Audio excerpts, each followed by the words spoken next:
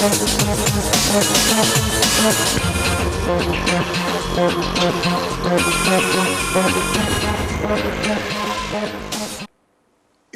அருமையான நாளில் ஆண்டவராக இயேசு கிறிஸ்துவினுடைய தயவும் கிருபையும் உங்கள் அனைவரோடு கூட இருப்பதாக.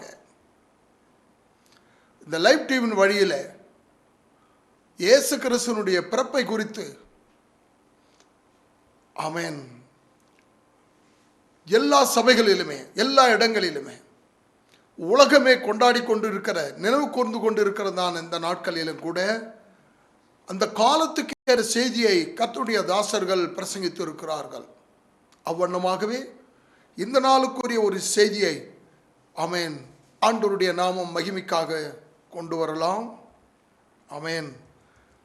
இந்த நாளுக்குரிய ஒரு செய்தியினுடைய தலைப்பு உன்னதத்திலிருந்து தோன்றிய அருணோதயம் நம்மை சந்திக்கிறது என்றான். லூக்கா சுவிசேஷம் 1 அதிகாரம் 79 வசனம். உன்னதத்திலிருந்து தோன்றிய அருணோதயம் நம்மை சந்தித்து இருக்கிறது. ஜெபிக்கலாம். நல்ல பிதாவே, உன்னதத்திலிருந்து தோன்றிய ஒரு அருணோதயம் எங்களை சந்தித்து இருக்கிறபடியால் நாங்கள் அந்த நாட்கள் அந்த காலங்களை அறியாதிருப்பது ஆண்டவரே சோத்திரம். பிதாவே, அது சரியல்ல, தகுதி அல்ல, ஞானம் அல்ல. நாங்கள் அதை அறிந்து கொள்ள வேண்டும். இந்த செய்தியை கேட்கிற பிள்ளைகளுடைய குடும்பத்தில் அருணோதயம் உதிக்கட்டும். அல்லேலூயா. இரட்சணை கொம்பு ஆண்டவரே சோத்திரம் இவருடைய குடும்பத்தில் கூட ஏற்படுத்த வேணும் என்று பிரார்த்திக்கிறோம். மகிமையின் கர்த்தர் கூட இருந்து கிரியை நடப்பிப்பீராக. இயேசு கிறிஸ்துவின் நாமத்தில் ஆமென். வசனம் 75 வாசிக்கிறேன். லூக்கா சுவிசேஷம் 1 அதிகாரம் 75 வசனம் முதல் 79 வசனம் முடிய. தம்முடைய தாசனாகிய தாவீதின் வம்சத்திலே நமக்கு இரட்சணை கொம்பை ஏற்படுத்தினார். நீயோ பாலகனே, உன்னதமானவருடைய தீர்க்கதரிசி எனப்படுவாய். நீ கர்த்தருக்கு வழியை ஆயத்தப்படுத்தவும் நம்முடைய தேவனுக்கு உருக்கமான இரக்கத்தினாலே அவருடைய ஜனத்துக்கு பாவ மன்னிப்பாக இரட்சிப்பை தெரியப்படுத்தவும் அவருக்கு முன்பாக நடந்து போவாய். உன்னதத்திலிருந்து தோன்றியவர் ஆமென் ஆண்டவராக இயேசு கிறிஸ்துவினுடைய கிருபை நம் அனைவரோடும் கூட இருப்பதாக. இந்த தீர்க்க தரிசனம் யோவான் சானகனை குறித்து சொல்லப்படுகிற வார்த்தை. யோவான் சானகன் யாரை குறித்து சொல்லுகிறான்? தம்முடைய தாசனாகிய தாவீதின் வம்சத்திலே நமக்கு ஒரு இரட்சணை கொம்பை ஏற்படுத்தினார். இந்த இரட்சணை கொம்பை குறித்து ஆமென் காலத்துக்கு முன்னதாகவே ஒரு அருமையான வழியிலே ஒரு தீர்க்க தரிசனம் சொல்லப்பட்டது. ஆகினாலே குறிப்பாக கவனித்தால் கிறிஸ்து என்றைக்கு பிறந்தார் என்று கேள்வி கேட்கிறவர்களும், ஏன் பிறந்தார் என்று கேட்கிறவர்களும், அந்த நாளை கொண்டாடலாமா, அது தேவைதானா என்று சொல்லுகிறவர்களும் கூட அநேகர் உண்டு. ஆனாலும் அவர் நியமித்த நாட்களை அறியாதிருப்பது நமக்கு அறிவில்லை. பிரியமானவர்களே, யோபு பக்தன் தம்முடைய வாழ்க்கையில் நடந்த சம்பவங்களை எல்லாவற்றையும் திட்டம் தெளிவுமாய் அவன் பேசியிருக்கிறான். அவைகளிலே எல்லாவற்றையும் கவனித்தால் ஆமென் 24 அதிகாரம் 1 வசனம் யோபின் புஸ்தகம், சர்வ வல்லவருக்கு காலங்கள் மறைக்கப்படாதிருக்க அவரை அறிந்தவர்கள் அவர் நியமித்த நாட்களை அறியாது இருக்கிறது என்ன? எந்த நாளை நியமித்திருக்கிறார்? சர்வ வல்லவருக்கு காலங்கள் மறைக்கப்படாதிருக்க அவரை அறிந்தவர்கள் அவர் நியமித்த காலங்களை அறியாதிருப்பது அல்லேலூயா சோத்திரம் ஆமென் அது அறிவு கிடையாது. ஆகினாலே அவருடைய ஜனம் அறிவில்லாமல் அழிந்து போய்விட்டார்கள் என்று தீர்க்கதரிசிகளை கொண்டு சொன்னார்.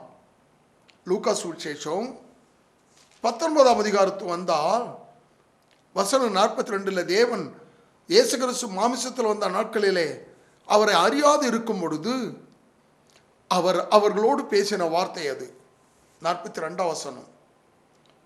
உனக்கு கிடைத்த இந்த நாட்கள் ஆகிலும் உன் சமாதானத்துக்கு ஏற்றவைகளை நீ அறிந்தாயானால் நலமாய் இருக்கும்.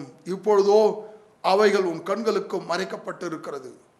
உன்னை சந்திக்கும் காலத்தை நீ அறியாதபடியால் உன் சத்துருக்கள் உன்னை சூழ மதில் போட்டு உன்னை வளைத்து கொண்டு எப்பக்கத்திலும் உன்னை நெருக்கி, ஆமென், எல்லா பகுதியிலுமே ஒரு நெருக்கம் வரும். உன்னை சந்திக்கிற ஒரு காலம். இயேசு கிறிஸ்து ஒவ்வொருவரை ஒரு, ஆமென், சந்தர்ப்பத்தில் ஒருவரை சந்திக்கிறார். அவரை சந்திக்காமல், அவர் சந்திக்கும் பொழுது அவருடைய அழைப்புக்கு செவி கொடுக்காமல் இருந்தால் அது நல்லதல்ல. ஆகினாலே சர்வ வல்லவருக்கு காலங்கள் மறைக்கப்படாமல் இருக்கிறது. அவரை அறிந்தவர்கள் கூட அவர் நியமித்த நாட்களை அறியாது இருக்கிறது. ஆமென், சரியல்ல. ஆமென். எல்லா காலத்திலுமே தீர்க்க தரிசனம் ராஜாக்களை கொண்டு, ராஜாக்களுடைய காலங்களை கொண்டு ஆண்டவர் பேசினார். நான் கடந்த நாளில் கொண்டு வந்த செய்தியில் கூட தீர்க்கதரிசிகள் அனைவரும் எந்தெந்த ராஜாக்கள் காலத்தில் எவைகளை கொண்டு பேசினார் என்று சொல்லப்பட்டது. இக்காலத்தில் கூட கவனித்தால், ஆமென், நம்முடைய காலத்தில் இருக்கிற அரசாங்கம் ராஜாக்கள் காலங்களிலே, ஆமென், தீர்க்கதரிசி சொல்லுகிற ஒவ்வொரு வார்த்தையும் போன செய்திகளிலே நீங்கள் கேட்டு இருப்பீர்கள். நம்முடைய காலத்தில் நம்முடைய அரசாங்கத்தின் வழியில் நடக்கிறதான பிரச்சனைகள், வருகிறதான போராட்டங்கள் எல்லாவற்றையும் கூட நாம் கவனித்திருக்கிறோம். அவ்வண்ணமாகவே ஆண்டவர் இந்த உலகத்தில் மனுஷாவதாரத்தில் வருவதற்கு தேவன் ஒரு திட்டமும் ஒரு தீர்மானத்தையும் ஆண்டவர் வைத்திருந்தார். அந்த திட்டமும் தீர்மானமும், ஆமென், உலக தோற்றத்துக்கு முன்னதாகவே அவைகளை ஆண்டவர் நியமித்தார். ஆமென். 1 கொரிந்தியர் 2ஆம் அதிகாரத்துக்கு வந்தால் 6ஆம் வசனம் படிக்க போகிறேன். அப்படி இருந்தும் உலக தோற்றத்துக்கு முன்னே தேவன் ஒரு திட்டத்தை வைத்திருக்கிற கதையை குறித்து இங்கு சொல்லப்படுகிறது. 7ஆம் வசனம், உலக தோற்றத்துக்கு முன்னே தேவன் நம்முடைய மகிமைக்காக ஏற்படுத்தினதும் மறைக்கப்பட்டதுமாய் இருக்கிற ரகசியமான ஞானத்தையே பேசுகிறோம்.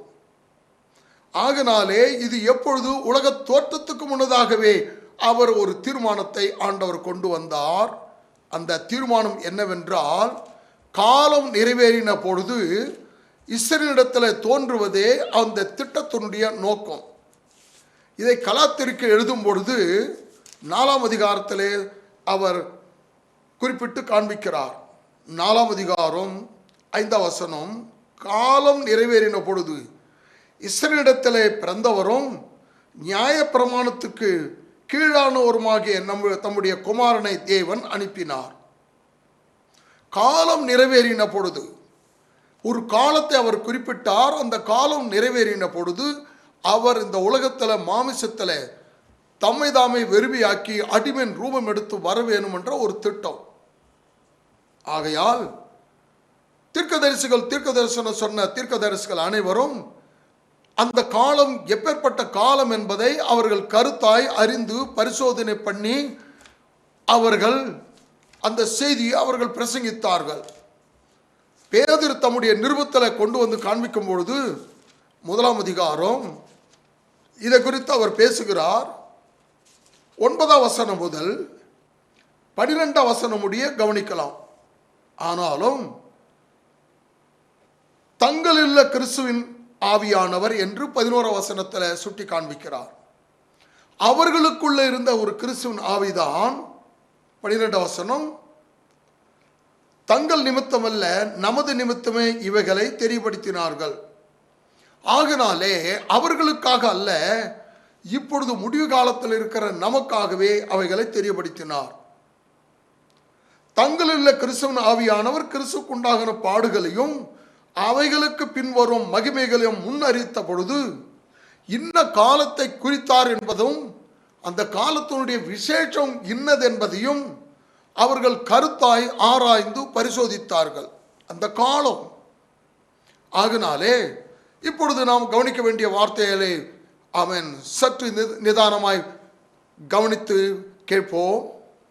இந்த காலத்தினுடைய செய்தியானது நமக்கு மிகுந்த ஒரு ஆசீர்வாதமாய் இருக்கும். உன்னதத்திலிருந்து தோன்றினவர் நமக்கு ஒரு அருணோதயமாக ஆண்டவர் உதித்து இருக்கிறபடினாலே, ஆமென், பிரைஸ் தி லார்ட், அவருடைய சன்னதியிலே நாமும் காக்கப்பட அவருடைய சன்னதியிலே நாமும் ஆமென் தோன்றியவர்களாய் இருக்க ஆண்டவர் ஒரு திட்டம் வைத்திருக்கிறார். யாரை தேவன் முன்குறித்து இருக்கிறார்களோ அக்காலத்தில் தீர்மானத்தின் பிரகாரம் அவ்வண்ணமாகவே அவர்கள்தான் இந்த வார்த்தைக்கு வருவார்கள். ஆகனாலே அவர் நியமித்த நாட்களை அறியாது இருப்பது ஆமென் சரியல்ல. அவர் எந்த காலத்தை எந்த நாட்களை அவர் நியமித்தார். என்னாகும் என்ன புஸ்தகம் 24ஆம் அதிகாரம் 17 வசனத்தை கவனித்தால் அவைகளிலே அந்த காலத்தை குறித்து அவர்கள் அக்காலத்தில் தீர்க்க தரிசனம் சொன்னார்கள். அவரை காண்பேன் 17 வசனம், அவரை காண்பேன் இப்பொழுது அல்ல, அவரை தரிசிப்பேன் சமயமாயும் அல்ல, ஒரு நட்சத்திரம் யாக்கோபில் இருந்து தோன்றும், ஒரு செங்கோல் இஸ்ரவேலில் இருந்து எழும்பும். ஆமென். அது மோபாவருடைய எல்லை அவன் பரியந்தமும் சேத் புத்தருடைய எல்லை வரைக்கும் ஆமென் அது நிர்மூலமாக்கும். வசனம் 19, யாக்கோபிலிருந்து தோன்றும் ஒருவர் ஆளுக செய்வார். ஆமென். கர்த்தருக்கு ஸ்தோத்திரம். பட்டணங்களில் மீதியானவர்களை அழிப்பார். யாக்கோபிலிருந்து தோன்றியவர், இஸ்ரவேலில் இருந்து தோன்றியவர். ரட்சிப்பு யூதர்கள் வழியாய் வர வேண்டும், அதுதான் திட்டம். ஆகையால் இவன் ஒரு தீர்க்க தரிசனம் சொன்னார். என்ன தீர்க்க தரிசனம்? யாக்கோபிலிருந்து ஒருவர் தோன்றுவார். ஆமென். அவர் ஆளுக செய்வார், இருப்பு கோலால் அரசாளுவார். ஆனாலும் அவரை காண்பதற்கு முன்னதாக அவருடைய நட்சத்திரத்தை கண்டுதான் அவரை பணிந்து கொள்ள முடியும். உன்னை சந்திக்கிற காலத்தை நீ அறியாது இருக்கிறபடியால் என்று சொல்லும் பொழுது ஜனங்கள் இயேசு கிறிஸ்து யார் என்று அறியாதபடி இருந்தார்கள். ஆகையால் அவரோ தம்மை யார் என்று ஜனங்கள் விசுவாசிக்கிறார்கள் என்று சீஷரிடத்தில் கேட்டார். மனுஷகுமாரனாகிய என்னை ஜனங்கள் யார் என்று சொல்லுகிறார்கள் என்று கேட்டார். பல பேர் பல வழியிலே பதில் சொன்னதை சொன்னார்கள்.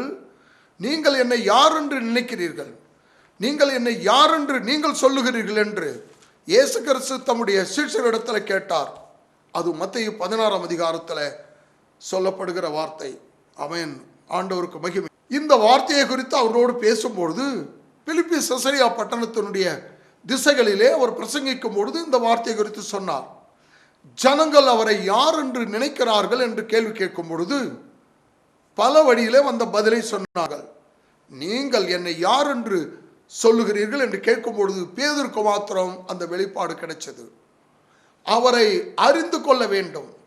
அவரை அறிந்து கொள்வதற்கு முன்னதாக அவருடைய செய்தியை அறிந்து கொள்ள வேண்டும். நீங்கள் ஒரு புத்தகத்தினுடைய தலைப்பை கவனித்தால் நீங்கள் ஒரு மனுஷன் பெற்றுக்கொண்ட அபிஷேகத்தினால தான் அந்த மனுஷனுடைய குணத்தை புரிந்து கொள்ள முடியும். ஒரு மனுஷனை எப்படி அறிந்து கொள்ள வேண்டும்? அவன் பெற்றுக்கொண்ட ஒரு அபிஷேகம்.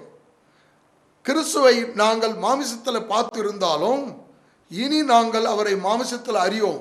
அப்படி என்றால் எந்த மனுஷனும் ஆவிக்குரியவர்களை ஆவிக்குரியவர்களோடு சம்பந்தப்படுத்தி காண்பிக்கிறதான ஒரு கதையில் ஒரு பொறுப்பில் அவர்கள் போவார்கள். இங்கே நாம் பார்த்து கொண்டு இருக்கிறதான வேத பகுதியினுடைய அர்த்தம், கிறிஸ்துவானவர் இந்த உலகத்தில் வரும் பொழுது அவர் தம்மை தாமே வெறுமையாக்கி அடிமையின் ரூபம் எடுத்த கதையை பேதுரு மாத்திரமல்ல, பைபிளில் இருக்கிற எல்லா பரிசுத்தவான்களும் திறமையான வழியில பரிசுத்த ஆவியினாலே அவர்கள் எடுத்து பேசியிருக்கிறார்கள். அவர்கள் பேசின வார்த்தைகள் எல்லாம் ஒரு அருமையான வழியிலே அமைந்திருக்கிறது. பிலிப்பியருக்கு பவுல் எழுதுகிறார் 2ஆம் அதிகாரம் 7ஆம் வசனம், தம்மை தாமே வெறுமையாக்கி அடிமையின் ரூபம் எடுத்து மனுஷ சாயலானார். அப்படி என்றால் தேவன் மனிதனை ரட்சிக்க இந்த உலகத்தில் பாவ சாயலில் அடிமையின் ரூபம் எடுக்க தேவ சாயலில் இருந்தவர் மனுஷ சாயராய் மாறினார். இதுதான் கர்த்தர் தம்முடைய ஜனங்களுக்கு வைத்திருக்கிற திட்டமும் தீர்மானமாய் இருக்கிறது. அவர் தம்மை தாமே வெறுமையாக்கி அருமையின் ரூபம் எடுத்து மனுஷ சாயலானார். ஆமென். கர்த்தருக்கு ஸ்தோத்திரம். ஆகினாலே யாரை அனுப்பினது? தேவன் இயேசுவை உலக இரட்சகராய் இந்த உலகத்தில் அனுப்பினார் என்பதுதான் பரவலாக வேத. 1 தீமோத்தேயுக்கு எழுதின நிருபம் 6ஆம் அதிகாரம், ஆமென், 16 வசனத்தில், ஒருவராய் சாவாமை உள்ளவரும் சேரக்கூடாத ஒளியில் வாசம் பண்ணுகிறவரும் மனுஷரில் ஒருவரும் கண்டிராதவரும் காணக்கூடாதவருமாய் இருக்கிறவர் அவருக்கு தான் கனமும் மகிமையும் துதியும் சோத்திரமும் ஆமென் உண்டாய் இருக்க வேண்டும். அதை 3ஆம் அதிகாரம் 16 வசனத்தில் எப்படி கொண்டு வருகிறார்? அன்றியும் தேவ பக்திக்குரிய ரகசியமானது யாவரும் ஒப்புக்கொள்கிறபடியே மகா மேன்மையுள்ளது. தேவன் மாமிசத்தில் வெளிப்பட்டார், ஆவியிலே நீதியுள்ளவர் என்று வெளிப்பட்டார், தேவ தூதரால் காணப்பட்டார், புறஜாதிகளிடத்தில் பிரசங்கிக்கப்பட்டார், ஆமென், உலகத்தில் விசுவாசிக்கப்பட்டார், மகிமையிலே ஏறெடுத்து கொள்ளப்பட்டார். இயேசு கிறிஸ்து உலக இரட்சகர், ஆமென். உலகமே ஒளிமயமானது. உலகத்தில் இருக்கிற எந்த மனுஷனையும் பிரகாசிக்கிற ஒரு ஜீவ ஒளியாய் வந்தார். கிறிஸ்துவின் பிறப்பு எங்கேயோ ஒரு மூலையில் நடந்த சமூகம் அல்ல. இந்த வார்த்தை பிரகாரம் தேவன் மாமிசத்தில் வெளிப்பட்டார், நித்திய பிதா பூமிக்கு வந்தார் என்பதுதான் இதனுடைய அர்த்தம். அல்லது வானாதி வானம் கொள்ளாத தேவன், ஆமென், மனுஷ ரூபமாய் காணப்பட்டார். உலகத்தில் அநேக ஆயிரமான மதங்களிலும் ஜனங்களிலும் அவரவருடைய பாஷைகளிலே ஜாதிகளிலே ஒருவர் தோன்றி தங்களை தேவன் என்று சொல்லக்கூடியவர்கள் வந்தார்கள். அவர்களெல்லாம் மண்ணோடு மண்ணாக மறைந்து விட்டார்கள். ஆனாலும் உலகத்தில் தேவனாய் இருந்தவர் மனிதனாய் அவதரித்து வந்தார் என்று சொன்னால் அது கிறிஸ்தவத்தில் மட்டும்தான் அந்த ரகசியம் இருக்கிறது. ஆண்டவருக்கு மகிமை. இன்னொரு வழியில் நான் இப்படி சொல்லுவேன், இருக்கிறதான வாலிபர்கள் அனைவரும், ஆமென், பிள்ளைகள் பிதாக்களாக மாற முடியும். ஆனால் பிதாக்கள் பிள்ளைகளாக முடியாது. தேவன் பிதாவாய் தேவனாய் இருந்தவர் இரட்சகராய் குமாரனாய் இந்த உலகத்தில் வந்தார். சிருஷ்டிப்பிலே அவர் கர்த்தர், இரட்சிப்பிலே அவர் குமாரன். நம்மை பரிசுத்தப்படுத்துவதற்காக பரிசுத்த ஆவியாய் இந்த உலகத்தில் வந்தார். அவருடைய பிறப்பின் நிமித்தம், ஆமென், கர்த்தருக்கு ஸ்தோத்திரம், அநேகருக்கு பயங்கரமான சம்பவம் நடந்தது. அநேகருக்கு இரட்சிப்பு கூட கிடைச்சது.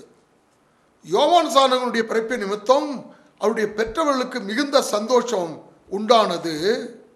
அதே வேளையில் யோவான் பிறப்பை குறித்து படிக்க போகிறோம். 1ஆம் அதிகாரம், ஆமென், 14 வசனம், லூக்கா சுவிசேஷம். உனக்கு சந்தோஷமும் மகிழ்ச்சியும் உண்டாயிருக்கும். யாருக்கு?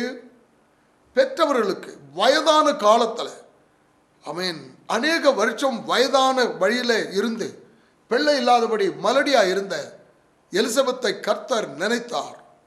இப்பொழுது அவர்களுக்கு ஒரு பிள்ளை பிறந்த பிறகு அந்த செய்தி கேட்டால் எவ்வளோ பெரிய சந்தோஷமாக இருக்கும். உனக்கு சந்தோஷமும் மகிழ்ச்சியும் உண்டாயிருக்கும். அவன் பிறப்பு நிமித்தம் அநேகர் சந்தோஷப்படுவார்கள். ஸ்தானகனுடைய பிறப்பு நிமித்தம் அநேகர் சந்தோஷப்படுவார்கள் என்று சொன்னால், இயேசு கிறிஸ்துவினுடைய பிறப்பு நிமித்தம் எவ்வளவு சந்தோஷம். 2ஆம் அதிகாரம் வசனம் 10, தேவதூதன் அவர்கள் நோக்கி, பயப்படாதிருங்கள், இதோ எல்லா ஜனத்துக்கும் மிகுந்த சந்தோஷத்தை உண்டாக்கும் நற்செய்தியை உங்களுக்கு அறிவிக்கிறேன். என்னங்க, நிறைய ஊழியக்காரர்கள் பிரசங்கம் பண்ண ஆரம்பிக்கும் பொழுது பயப்படாது இருங்கள் என்று சொல்லும்போது அவங்க ஊழியத்தில் யாரோ ஜபத்துக்கு வந்தவங்களை அழைச்சி, நான் இதுக்காக பயந்துன்னு இருக்கிறேன், எனக்கு தீர்க்க தரிசனம் வருது, எனக்கு வெளிப்பாடு வருது, எனக்கு தரிசனம் வருது, நீ இதுக்காக பயந்துன்னு இருக்கிற, அதுக்காக பயந்துன்னு இருக்கிற, பயப்படாது என்று சொல்லுகிறதான அந்த வார்த்தையை எடுத்து, எந்த வார்த்தையை எடுத்து யாருக்கு சொல்ல வேண்டும்? இங்கே பயப்படாது என்று சொல்லக்கூடிய வார்த்தை, ஆமென், உலக இரட்சகர் இந்த உலகத்தில் தோன்றி இருக்கிறதை அறிவிக்க வந்த தேவ தூதர்களை கண்டு பயப்படுகிறார்கள். அவர்களை பார்த்து பயப்படாது இருங்கள், எல்லா ஜனத்துக்கும் மிகுந்த சந்தோஷத்தை உண்டாக்கும் நற்செய்தியை உங்களுக்கு அறிவிக்கிறேன். ஆகனாலே கிறிஸ்தவத்தில் வருகிறதான ஒரு செய்தியானது எல்லா ஜனத்துக்கும், எந்த ஜாதியிலும் எந்த மதத்திலும் யாரா இருந்தாலும் எல்லாருக்குமே கர்த்தராய் இருக்கிற இயேசு கிறிஸ்து ஆமென் ஒரே நேரத்தில் ஆண்டவர் சமாதானத்தை கட்டளையிடுகிறார் என்று சொன்னால் அது ஒரு அருமையான வழியில் வருகிறது. எல்லா ஜனத்துக்கும் மிகுந்த சந்தோஷத்தை உண்டாக்குற நற்செய்தி. இதை அப்போஸ்தலர் நடபடியின் புஸ்தகம் 10ஆம் அதிகாரம் ஆமென் 36 வசனம் வாசிக்கிறேன். எல்லோருக்கும் கர்த்தராக இயேசு கிறிஸ்துவை கொண்டு அவர் சமாதானத்தை சுவிசேஷமாக கூறி இஸ்ரவேல் புத்திரருக்கு அனுப்பின வார்த்தையை அறிந்து இருக்கிறீர்களே. எல்லோருக்கும் கர்த்தராக இருக்கிற இயேசு கிறிஸ்துவை கொண்டு. இயேசு கிறிஸ்து யார்? ஆமென். எல்லா மதத்திற்கும் ஒரு புனிதமான ஒரு புஸ்தகம் ஒன்று வைத்திருக்கிறார்கள். ஆனாலும் எந்த புஸ்தகத்திலும் இல்லாத இந்த வேத புஸ்தகத்தில் இருக்கிற ஒரு கருத்து என்னவென்றால், எல்லோருக்கும் கர்த்தராய் இருக்கிறவர் தான் இயேசு கிறிஸ்து. இந்த எல்லோருக்கும் கர்த்தராய் இருக்கிற இயேசு கிறிஸ்துவை அறிந்து கொள்ளுகிறதான ஒரு கிருபையை தான் இங்கே சொல்லப்படுகிறது. எல்லா ஜனத்துக்குமே ஒரு நற்செய்தி என்று சொன்னால் எல்லா ஜனத்துக்குமே ஆமென் கர்த்தராய் இருக்கிறவர் தான் இங்கே பிறந்திருக்கிறார். அதுதான் லூக்கா 2ஆம் அதிகாரம் 11ஆம் வசனத்தில் இன்று கர்த்தராகிய கிறிஸ்து என்ற இரட்சகர் உங்களுக்கு தாவீதின் ஊரிலே பிறந்திருக்கிறார். ஆமென். இன்றைக்கு 23ஆம் தேதி, நாளைக்கு 24ஆம் தேதி, ஞாயிற்றுக்கிழமை வருகிறது 25ஆம் தேதி.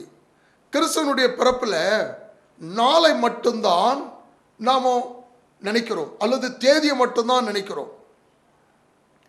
உயிர்த்தெழுந்த நாளை அந்த நாள் தான் முக்கியமே தவிர தேதி முக்கியம் அல்ல. தேதி மாறிக்கொண்டே இருக்கும். ஆமென். அல்லேலூயா, சோத்திரம். நாள் மாறாது. உயிர்த்தெழுந்த இயேசு கிறிஸ்துவனுடைய கதை அப்படிதான். எந்த மதத்திலும் எந்த ஜாதியிலும் இல்லாத அளவில் இப்படி கிறிஸ்தவத்தில் வருகிற ஒவ்வொரு அம்சமும் ஒரு அர்த்தமுள்ள கிறிஸ்தவம். எல்லாவற்றிலுமே காரணம் இல்லாத காரியம் வேதாகமத்தில் இல்லை. சில நேரத்தில் அர்த்தம் இல்லாததுக்கு அவங்களே ஒரு அர்த்தத்தை வச்சு இது அர்த்தமுள்ள மதம், அர்த்தமுள்ள இதுன்னு சொல்லுவாங்க. அர்த்தமே கிடையாது. அறிவற்ற கொள்கை ஒளியற்ற விளக்காய் இருக்கிறது. ஆமென். பாடி பாடி குத்தினாலும் பதிர் ஒரு காலமும் நொய்யாகவோ தவிடாகவே வராது. தவிடாதான் போயிடும். கிறிஸ்தவத்தில் வருகிற வார்த்தைகள் எல்லாம் அவ்வளோ அருமையான முறையில் கர்த்தர் கொடுத்து இருக்கிறார். நான் அவரை அறியாதவனாக இருந்தேன், அவரை அறிந்து கொள்ளுகிற கிருபையை கொடுத்து என் ஊரை தேடி வந்த கர்த்தருக்கு நான் நன்றி செலுத்துகிறேன். நீங்கள் அவரை அறிவதற்கு முன்னாக கர்த்தருக்கு ஸ்தோத்திரம். ஆமென். அவர் அனுப்பினதான செய்தியாளனை நீங்கள் அறிந்து கொள்ள வேண்டும். உங்களை ஏற்றுக்கொண்டால் என்னை ஏற்றுக்கொள்வீர்கள் என்று அவர் சொன்னார். இயேசு கிறிஸ்து தன்னை குறித்து பேசும்பொழுது பிதாவு குறித்து பேசுகிறார். பிதாவு குறித்து பேசும்போது நீங்கள் என்னை அறிந்திருப்பீர்களானால் என் பிதாவை அறிந்திருப்பீர்கள். அதுதான் ஆண்டவர் சொல்லுகிறார். நீங்கள் தேவனை அறிந்திருக்க விரும்பினால், இயேசுவை அறிந்திருப்பீர்களானால் நீங்கள் பிதாவை, தெய்வத்தை நீங்கள் அறிந்திருப்பீர்கள் என்று சொல்லுகிறார். இப்பொழுது நான் உங்களுக்கு என்ன சொல்லுகிறேன்? நீங்கள் இயேசுவை நீங்கள் அறியாமல் இருப்பீர்களானால், இயேசுவை அறிந்து கொள்ள வேண்டுமானால் இயேசு கிறிஸ்துவனுடைய ஆமென் அடையாளத்தை காண்பிக்கிற அவருடைய நட்சத்திரத்தை நீங்கள் அறிந்து கொண்டால் அவர் யார் என்று உங்களுக்கு சொல்லும். மத்தேயு சுவிசேஷம் 2ஆம் அதிகாரத்தில் ஆமென் இயேசு கிறிஸ்து பெத்லகேமில் பிறந்த காலத்தில் என்ன நடந்தது? ஆமென். ஏரோதுனுடைய நாட்களில் நடந்த சம்பவம். யூதாவில் உள்ள பெத்லகேமில் இயேசு பிறந்த பொழுது கிழக்கில் இருந்து சாஸ்திரிகள் எருசலேமுக்கு வந்து, யூதருக்கு ராஜாவானவர் பிறந்திருக்கிறது எங்கே? கிழக்கில் அவருடைய நட்சத்திரத்தை கண்டு அவரை பணிந்து கொள்ள வந்தோம். நட்சத்திரத்தை கண்டு அவரை பணிந்து கொள்ள வந்தோம். ராஜாவை பணிந்து கொள்வதற்கும் தேவனை பணிந்து கொள்வதற்கும் ஒரு மனிதர்களை பணிந்து கொள்வதற்கும் ஒரு வித்தியாசம் இருக்கிறது. இவர்கள் யாரை பணிந்து கொள்ள வருகிறார்கள்? ராஜாவையா? ஆம், ராஜாதி ராஜா, உலகத்தை ஆளப்போகிறவர். பிறக்கும் பொழுதே ராஜாவாய் பிறந்தவர்கள் யாருமே இல்லை. மரிக்கும் பொழுது ராஜாவாய் மரித்தவர்கள் அநேகர் இருக்கலாம். ஆனால் பிறக்கும் பொழுதே ராஜாவாய் பிறக்கலை. கிறிஸ்துவானவர் பிறக்கும் பொழுதே ராஜாவாய் பிறந்தார். சிலுவையிலே ஜீவனை விடும் பொழுது கூட ராஜாவாகவே மரித்தார். கர்த்தருக்கு ஸ்தோத்திரம். இதில் தான் விசேஷமான ஒரு ரகசியம் ஒன்று காணப்படுகிறது. அதே போல அவருடைய வார்த்தையினுடைய அர்த்தங்களை நாம் திட்டம் தெளிவுமாய் கவனித்தால், அவர் இந்த உலகத்தில் வந்ததான ஒரு நோக்கத்தை கவனிக்க வேண்டும். அவர் எதற்காக வந்தார்? பாவிகள் ரட்சிக்க கிறிஸ்து இயேசு இந்த உலகத்தில் வந்தார். ஆமென். யூதருக்கு ராஜாவானவர் பிறந்திருக்கிறார். அவருடைய நட்சத்திரை கண்டு அவரை பணிந்து கொள்ள வேண்டும். அவர் யார் என்று அறியாதமல் அவருடைய நட்சத்திரத்தை எப்படி அறிந்து கொள்ள முடியும்? அக்காலத்தில் அவர்களுடைய அறிவினால, அவருடைய விஞ்ஞானத்தினால, ஆமென், நட்சத்திரங்களை கணித்து கொண்டிருந்தவர்கள் ஒரு விசித்திரமான ஒரு நட்சத்திரம் தோன்ற போகிறது என்பதை அவர்கள் கணித்தார்கள். அந்த காலத்தையும் அந்த காலத்தினுடைய விசேஷத்தையும் தீர்க்கதரிசிகள் முன்குறித்து ஆராய்ச்சி பண்ணினது போல, ஆமென், தீர்க்கதரிசிகள் ஒரு பக்கம் ஆராய்ச்சி பண்ணினார்கள், வானசாஸ்திரிகள் ஒரு பக்கம் ஆராய்ச்சி பண்ணி இருக்கிறார்கள். வானசாஸ்திரிகள் ஆராய்ச்சி பண்ணி அவருடைய நட்சத்திரத்தை கண்டுபிடிச்சார்கள். தீர்க்கதரிசிகள் ஆராய்ச்சி பண்ணி கிறிஸ்துவானவர் எப்படி, எந்த காலத்தில் எப்படி தோன்றுவார் என்பதை குறித்து அவர்கள் தீர்க்க தரிசனம் சொன்னார்கள். இக்காலத்தில் இருக்கிறதான விஞ்ஞானம், ஆராய்ச்சி, வேத பாடம், ஆமென், படிப்பு, பட்டங்கள் எல்லாவற்றையும் கவனித்தால் அதை விட மிஞ்சி போவது போல காணப்படலாம்.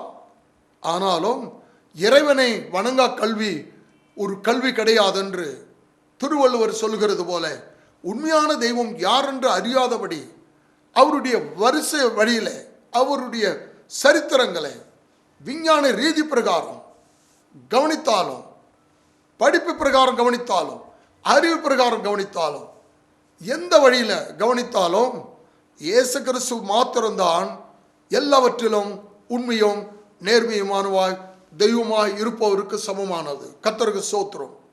ஆகையால் அவரை அறிவதற்கு முன்னதாக அவர் அனுப்புகிற, அவருக்கு வழிகாட்டுகிற ஒரு நட்சத்திரத்தை அவர்கள் கணித்தார்கள், கண்டுபிடித்தார்கள். அவரை அறிவதற்கு முன்னதாக அந்த நட்சத்திரத்தை அவர்கள் கண்டுபிடித்தார்கள். அந்த நட்சத்திரத்தினால தான் அவர் யூதருக்கு ராஜா என்று தென்பட்டது. நட்சத்திரம் சொல்லுகிறது யூதருக்கு ராஜா என்று. நீங்கள் இயேசு கிறிஸ்துவை யார் என்று நினைக்கிறீர்கள்? உங்களுக்கு செய்தி அறிவித்தவர்கள் என்ன கற்றுக் கொடுத்தார்கள்? இயேசு கிறிஸ்துவை இரண்டாவது கடவுள் என்று கற்றுக் கொடுத்து இருக்கிறார்களா? இயேசு கிறிஸ்துவை சுதன் என்று கற்றுக் கொடுத்து இருக்கிறார்களா? அவர் யார்? அவர் இந்த உலக தோற்றத்துக்கு முன்னதாகவே, ஆமென், நியமிக்கப்பட்டவர். அவரை நீ அறிவதற்கு முன்னதாக அவருடைய நட்சத்திரத்தை நீ அறிந்து கொண்டால் அவரை அறிவார். நீ தேவனை அறிந்து கொள்ள வேண்டுமானால் என்னை அறிந்து கொண்டால் என் பிதாவை அறிவீர்கள். ஒரு ஊழியக்காரன் யார் என்பதை அறிந்தால் அந்த ஊழியக்காரன் பிரசங்கிக்கிற தேவன் எப்படிப்பட்டவர் என்பதை அறிந்து கொள்வீர்கள். ஆண்டவராக இயேசு கிறிஸ்துவினுடைய தயவும் கிருபையும் உங்கள் அனைவரோடு கூட இருப்பதாக.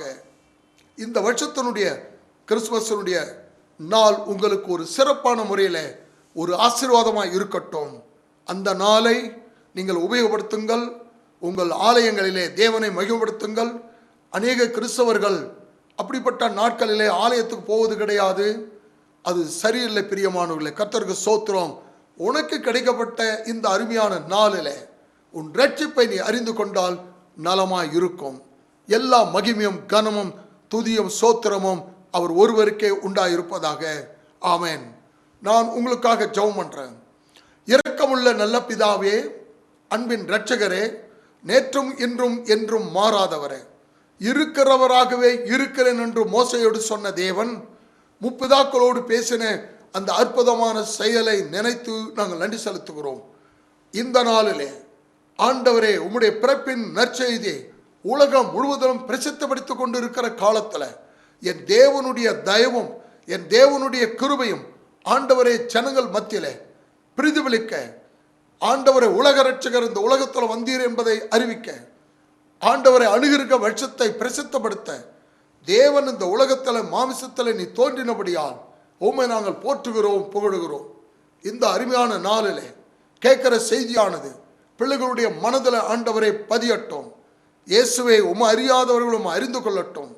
ஏழைகள் எளியவர்களுக்கு ஆண்டவரை சோத்திரம். நன்மை செய்ய வேண்டும் என்பது ஆண்டவரை உலக வழியில தலைவர்கள் சொல்லுகிற வார்த்தை. அதே வழியில ஏழைகளும் எளியவர்களும் தொடர்ந்து இருந்து கொண்டே இருக்கிறார்கள். ஏழைகளை எளியவர்களை சந்திக்க உலக இரட்சகர் ஆண்டவரே சோத்திரம். தங்க தொட்டிலே நீ படுக்காமல் மாட்டின் கர்த்தாவை சோத்திரம் முன்னணியிலே வந்து ஆண்டவரே சோத்திரம் அவதரித்தீர் என்று வேதத்தில் வாசிக்கிறோம். சத்திரத்தில் கூட உமக்கு இடமில்லை. ஏழைகளை சந்திக்க வந்த இறைவன் ஏழைகளுக்காக ஆண்டவரை சோத்திரம் செய்தியை தரித்திற்கு சுவிசேஷத்தை அறிவிக்க வேண்டும் என்று சொல்லுகிற தெய்வத்தினுடைய அணுகிருக வார்த்தையை இந்த அருமையான கிறிஸ்துமஸ் சீசன் நாட்களிலே அறிவிக்கிறோம். உம்முடைய தயவும் உம்முடைய கிருபையும் உம்முடைய பிரசன்னமும் உம்முடைய ஜனங்களோடு இருக்க கர்த்தர் தாமே கிருபை செய்து வழி நடத்துவீராக. எல்லா மகிமையும் கனமும் உமக்கு ஒருவருக்கு செலுத்துகிறோம். எங்கள் ஆண்டவர் இயேசு கிறிஸ்துவின் நாமத்தில் வேண்டிக் கொள்கிறோம் பிதாவே, ஆமேன். இந்த செய்தியானது உங்களுக்கு பிரயோஜனமாக இருக்குமானால் இயேசு கிறிஸ்துவின் நாமத்தில் ஆமேன் எங்களுக்கு தெரியப்படுத்துங்கள். எங்களோடு கூட தொடர்பு கொள்ளுங்கள். நாங்கள் உங்களுக்காக ஜெபிக்கிறோம். Amen. Doctor Reuben C, Church of the Lord Jesus Christ, the Early Apostolic Mission, India, F29 2nd Main Road, Jairaj Nagar, also Bangalore.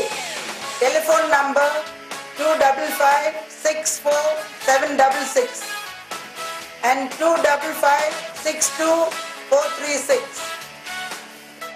Weekly church programs are every Sunday morning 8 a.m. English service, 10:30 a.m. Tamil service, evenings 6:30 p.m. gospel meeting. Third Sunday of every month, special sanctified fasting prayer and divine healing service. Holy Communion service, first and third Sunday evening. Beloved brothers and sisters, for your spiritual growth, we welcome you to attend our weekly Bible studies and question answers every Tuesday and Thursday at 6:30 p.m. Live TV message on Jesus Name Truth, Tuesday afternoon 2 p.m. and Friday evenings at 7 p.m. God bless you.